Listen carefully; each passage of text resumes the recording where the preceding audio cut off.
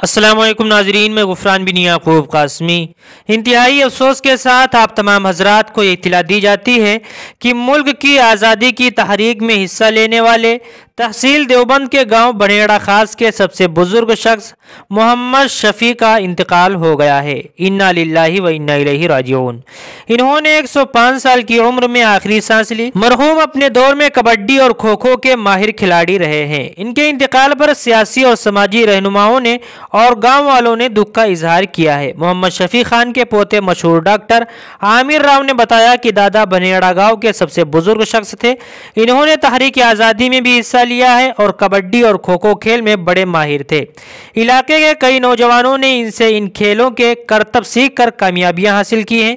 1919 में पैदा हुए मोहम्मद शफी खान ने तहरीक जंग आज़ादी में उलमा इकराम और दीगर रहनुमाओं के साथ मिलकर बढ़ चढ़कर हिस्सा लिया। आपसे गुजारिश की जाती है, दुआ करें अल्लाह ताला मरहूम की मग़फ़िरत फरमाए, कब्र में करवट करवट आराम नसीब फरमाए, जन्नतुल फिरदौस में आला से आला मकाम अता फरमाए और पसमानदगान को सब्र जमील अता फरमाए। अस्सलामु अलैकुम व रहमतुल्लाहि व बरकातुहू।